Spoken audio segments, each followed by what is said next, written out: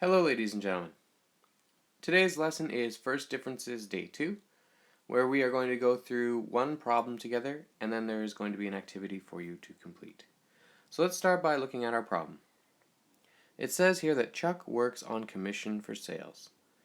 He earns $12 for each of the first 3 boxes he sells. He earns $24 for each boxes 4, 5, and 6. And $36 each for selling boxes 7, 8, 9, and 10. So we see the amount of money he makes for each box change based on how many boxes he sells. Part 1 asks us to calculate Chuck's earnings for the following number of boxes of files and record your answers in the earnings column of the table. What we should be doing right now is pausing the video and trying to complete the earnings. Once you have all of the earnings completed, resume the video and we will take a look at what we found.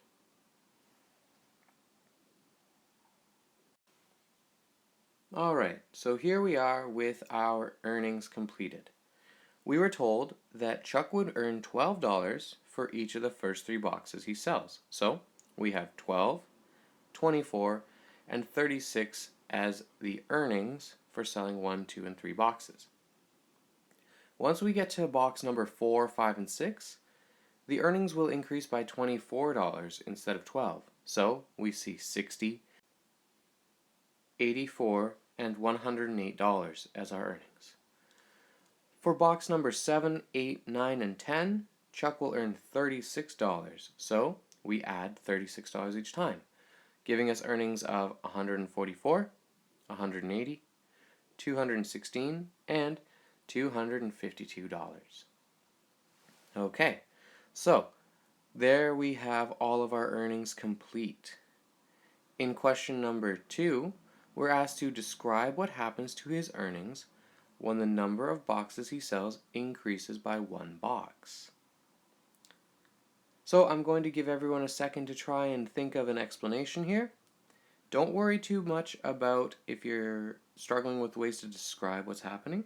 Just put down what you think is going on, and then we'll talk about it after.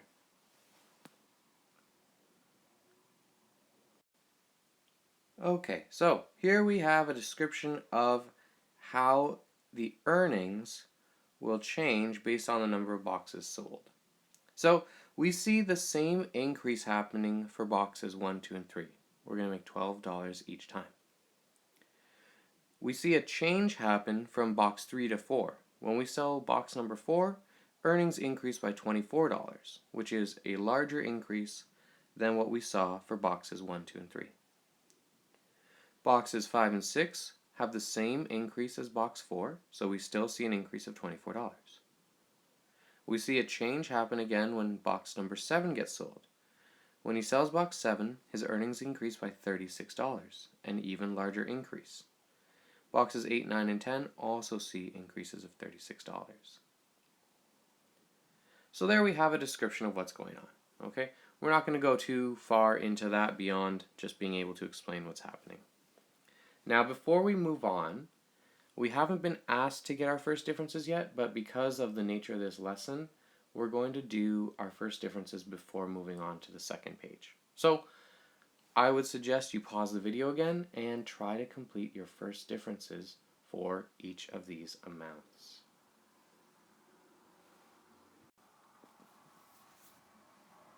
Okay, so we've all had an opportunity to look over our first differences.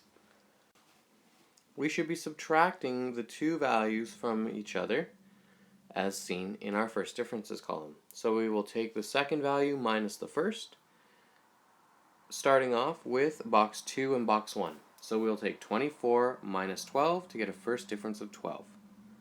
Then 36 minus 24 to get a first difference of 12. We will then subtract box 4 from box 3, giving us 60 minus 36, or 24. Followed by 84 minus 60 and 108 minus 84, both also giving us 24. Our last four first differences are 144 minus 108, 180 minus 144, 216 minus 180, and 252 minus 216, all of which give us a first difference of 36.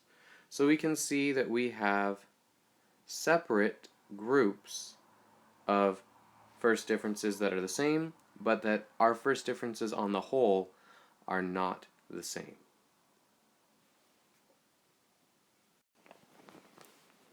We are next asked to construct a graph of his earnings versus the number of boxes he sells, and we are to include labels and titles.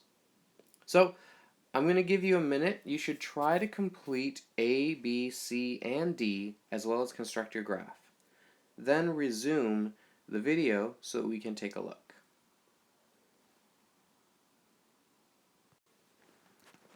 So to start, we can see that our number of boxes sold is going to be our independent variable, and that our earnings will be our dependent variable. So I've put the number of boxes sold along the x-axis, and I'm counting with a scale of 1. So we're just looking at each of the 10 boxes from box number 1 all the way to box number 10. On the y-axis, I have earnings in dollars, and I needed to get all the way up to 250. So I counted by 25 in order to allow us to get that far. I then plotted all of our points, and we can see our graph taking shape. From here, we are asked to use the graph to describe the relationship between his earnings and the number of boxes he sells. So we should try to make an as statement for this, and then we will describe the shape of our graph.